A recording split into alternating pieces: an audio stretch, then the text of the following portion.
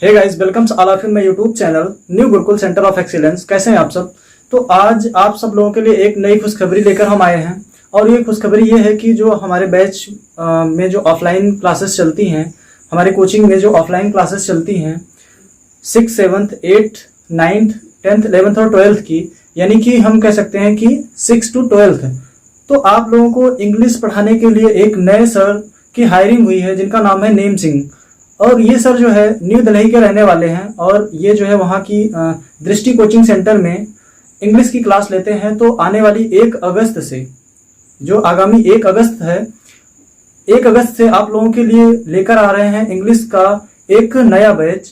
तो आप लोग जो है हमारे चैनल पे बने रहिए, आपको जो है एक अच्छे तरीके से 0 to टॉप लेवल इंग्लिश की क्लासेस आसानी से मिलेंगी। तब तक के लिए आप बने रहिए हमारे YouTube channel new Gurukul centre of excellence पर। तो आज हम यहाँ पे एक दूसरा क्वेश्चन लेके आए हैं यूपी पेट का, जिसमें एक ग्राफ दिया हुआ है और यहाँ पे ग्राफ में कुछ कार के प्रकार दिए हुए हैं PQRST और इनकी जो बिक्री 1999 से 2004 वर्ष के लिए दी हुई है। तो इसमें से पहला क्वेश्चन ये है कि किस वर्ष में P और Q जो कार है, P और Q जो कार है, उसका जो उत्पादन है वो R और S के कारों के कुल उत्पादन के बराबर है। ठीक है, तो सबसे पहले हम यहाँ पे एक काम करते हैं, P plus Q लिख लेते हैं और इधर R plus S लिखते हैं। ठीक है, यहाँ पे हम कर लेंगे 1999, फिर 2000 और 1999, 2000, 2001, 2002 और 3 और 4। ठीक, सबसे पहले P और Q को यहाँ पे करेंगे तो हो जाएगा 24,000 और फिर यहाँ पे इसमें आते हैं तो हो जाएगा 30, फिर इसमें आते हैं 2001 में तो 16 और 14 ये भी 30 होगा, फिर आते हैं 2002 में तो 17 और 12 हो जाएगा 29, 2003 में आते हैं तो 213 यहाँ पे 33 हो जाएगा, फिर 2004 में आते हैं तो 14 6 20,000 हो जाएगा। ठीक, अब इसी प्रकार R और S का आते हैं तो 21 4 25 हो जाएगा ये, और इधर हो जाएगा 17 6 23, फिर आते हैं 16 10 26 हो जाएगा, फिर 2002 में आते हैं तो 15 और 16 31 होगा, उसके बाद फिर इसमें आते हैं तो हो जाएगा ये 33। ठीक, और फिर लास्ट में आता है 31 और 8 39। तो उसने पूछा था किस वर्ष में R और S की कारों का जो कुल उत्पादन था वो P और Q के कारों के उत्पादन के बराबर होगा। तो हम देख रहे हैं यहाँ पे देखो 1999 में जो P और Q का उत्पादन था वो 24,000 था और RS का 25,000। ये क्या है, ये इक्वल नहीं है। यहाँ पे 30 था, ये 23 हो गया, ये भी इक्वल नहीं है। ये 30 था और ये 26 है, ये भी इक्वल नहीं है। ये 29 था और 31 है, ये भी इक्वल नहीं है। और ये 33 था और ये 33 था, ये इक्वल है। और ये क्या है, ये भी इक्वल नहीं है। तो इसका जो राइट आंसर होगा वो होगा सन 2003 में जो कार P और Q थी उनका जो कुल उत्पादन था वो R और S के कुल उत्पादन के बराबर था। कौन से ईयर में, सन 2003 में। चलिए हम अगला क्वेश्चन करते हैं।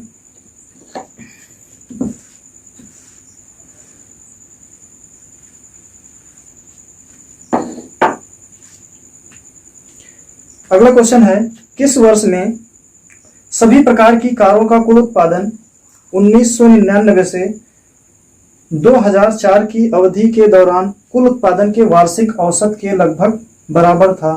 तो हम यहाँ पे सबसे पहले देखेंगे कि यहाँ पे कह रहा है किस वर्ष सभी प्रकार की कारों का कुल उत्पादन 1999 से 2004 की अवधि के दौरान कुल उत्पादन के वार्षिक औसत के बराबर था।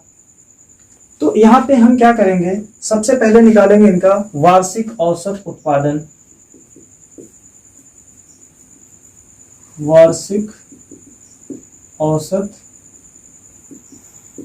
उत्पादन निकालने के लिए हम क्या करेंगे, यहाँ पे कुल उत्पादन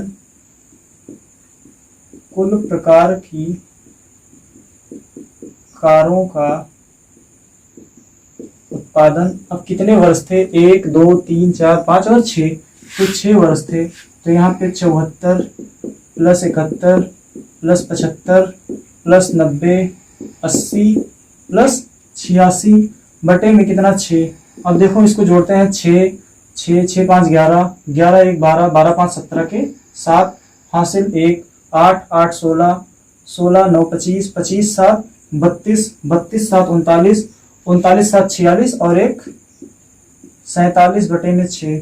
ठीक है, इसको हम भाग दे देते हैं 6 से, 6 9 54, इसको हम पूरा ऐसे भाग करके देख लेते हैं, 4 7 6, 6 से भाग देते हैं तो ये हो जाएगा 6 7 42 और यहाँ पे 5 बचेगा, 6 9 54 दशमलव लगाए, यहाँ पे 2 हो जाएगा, दशमलव लगाए, 0 बढ़ाए और 6 तिरिक 18, ये 3 3 आ जाएगा, यानी कि ये हो जाएगा 79.33। ठीक, अब ये पूछ रहा है कि इसका जो औसत उत्पादन था वो 1900 से 2000 की अवधि के दौरान औसत के लगभग बराबर था। तो यहाँ पे हो जाएगा ये 80, क्या होगा, यहाँ पे 80 हो जाएगा। और देख रहे हैं 80 किस में आ रहा है, 2003 में आ रहा है। तो इसका जो राइट आंसर होगा यहाँ पे हो जाएगा कि ये 2003 के कुल उत्पादन के बराबर है, यानी कि जो कुल कारों का उत्पादन है उसका जो औसत उत्पादन निकालेंगे तो सन 2003 में जितनी कारों का उत्पादन हुआ था उसके लगभग बराबर हो रहा है। ठीक, अगला क्वेश्चन है,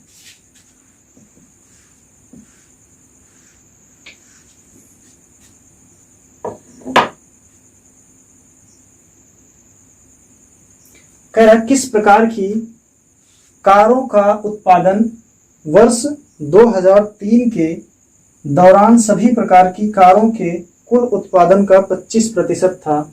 तो यहाँ पे हम सबसे पहले 2003 में क्या करेंगे, 2003 में टोटल जो कार का उत्पादन था, यहाँ पे 2003 में कुल उत्पादन निकालेंगे तो था 80,000। ठीक, अब हमको निकालना क्या है, हमको निकालना है कि इसका जो 25% होगा वो किसके बराबर होगा। तो हम पहले 80,000 का निकालेंगे 25%। ठीक, ये हो गया 80,000 गुणे 25 बटे में 100, ये कैंसिल आउट हुआ और 25 अट्ठे 200, कितना हो गया 20,000। ठीक, अब यहाँ पे देख रहे हैं कि 20,000 आया। अब देखो इस पूरे टेबल में 20,000 कहाँ पे होगा, तो यहाँ पे जो एस कार थी, एस कार, इसका जो उत्पादन कहाँ पे 2003 में। ठीक है, तो यहाँ पे लिखेंगे एस कार का उत्पादन 2003 में 20,000 था। तो ये रहा हमारा आज का जो है ग्राफ पे आधारित प्रश्न। तो हम उम्मीद करते हैं आपको ये जो है प्रश्न समझ में आए होंगे। अगर समझ में आए हो तो आप लोग कमेंट करके बताइएगा तथा ज़्यादा से ज़्यादा शेयर करिए और हाँ, हमारे चैनल पे बने रहिए। साथ में हम आपकी जो खुशखबरी है उसको फिर से दोहरा देते हैं कि आप लोगों के लिए हम एक नया बैच लेके आ रहे हैं नेम सिंह सर के द्वारा, जो न्यू दिल्ली के रहने वाले हैं और वहाँ पे दृष्टि कोचिंग सेंटर में इंग्लिश पढ़ाते हैं।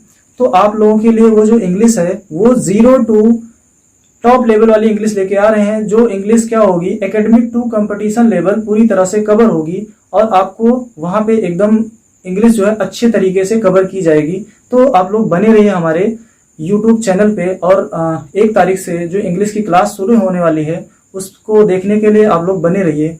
तब तक के लिए आप सभी का धन्यवाद। स्वस्थ रहिए, मस्त रहिए। Thank you.